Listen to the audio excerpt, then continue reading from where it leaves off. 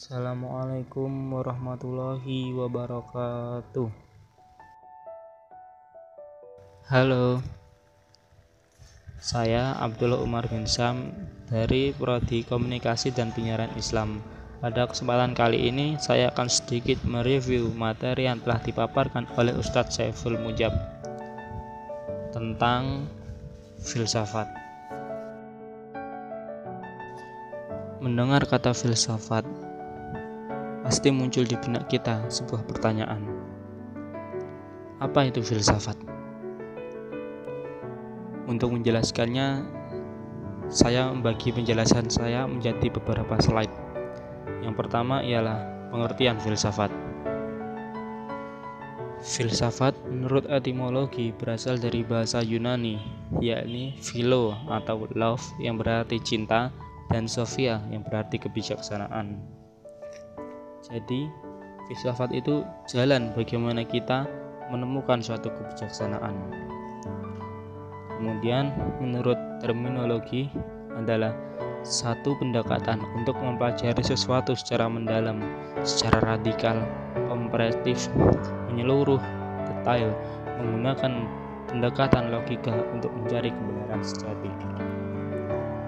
Jadi, ciri dari filsafat itu yang pertama ialah mendalam, yang kedua komprehensif, itu artinya menyeluruh dari berbagai dimensi, dari berbagai sisi. Kemudian yang ketiga radikal, artinya seakar-akarnya, tidak tanggung-tanggung. Dan yang keempat detail, menggunakan pendekatan akliyah atau logika untuk mencari kebenaran. Kebenaran itu nampak seperti parsial. Contohnya seperti dua mata koin.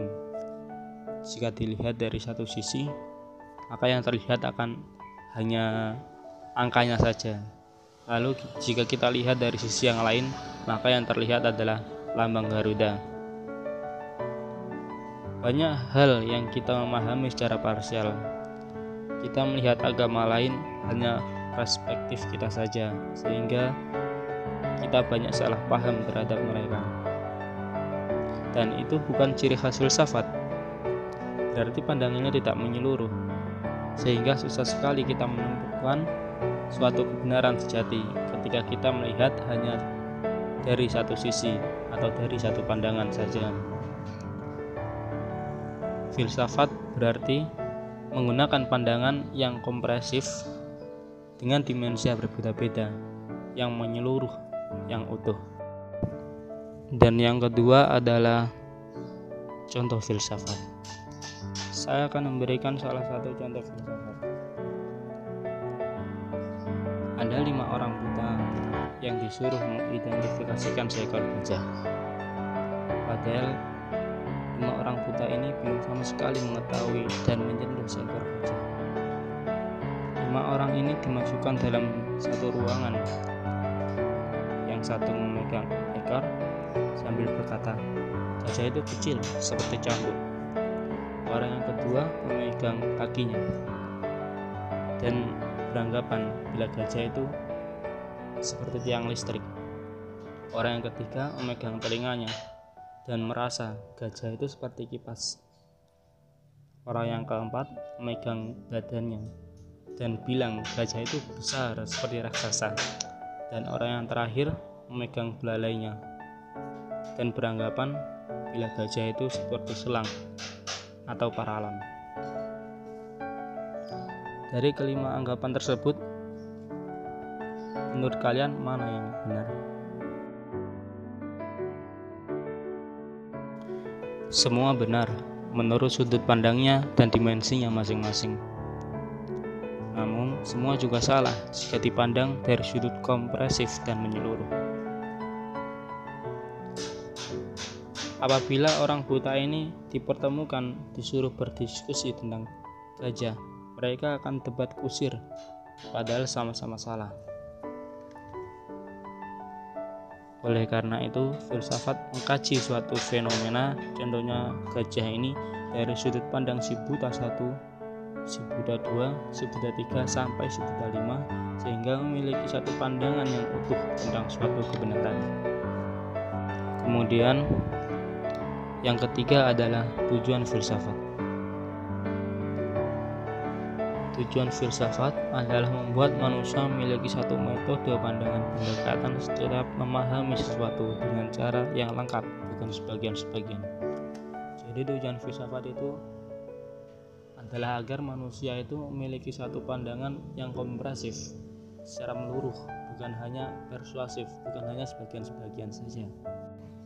Lalu dilanjut, yang keempat adalah hukum filsafat. Ada perbedaan pendapat di kalangan ulama dalam menentukan hukum filsafat, yakni yang pertama ialah menurut Imam Al-Ghazali. Menurut Imam Al-Ghazali, filsafat itu haram. Beliau menulis kitab yang berjudul Kesesatan Filsafat.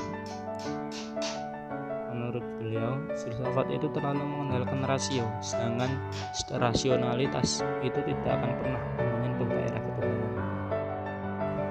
Kemudian pendapat yang kedua ialah dari Ibnu Rushd. Ibnu Rushd adalah seorang tokoh fisika, filsafat, filsuf, ahli astronomi, ahli matematika, ahli fikih, ahli tasawuf, dan seorang sufi. Ketika mendengar Imam Al-Ghazali menulis kitab Kesesatan Filsafat, beliau memiliki pendapat lain dan menyalahkan pendapat Imam Al-Ghazali.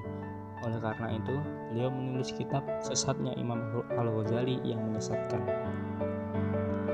Beliau berkata, apabila orang tidak mempelajari filsafat dan tidak menggunakan pendekatan logikanya untuk memahami agama, maka orang-orang akan tergiring dalam debat kusir dan taklid buta yang keberagamaannya tidak akan pernah dewasa. Mungkin kurasa cukup itu review dari saya. Atas perhatiannya, saya mengucapkan terima kasih, dan bila cukup sekian dari saya. Assalamualaikum warahmatullahi wabarakatuh.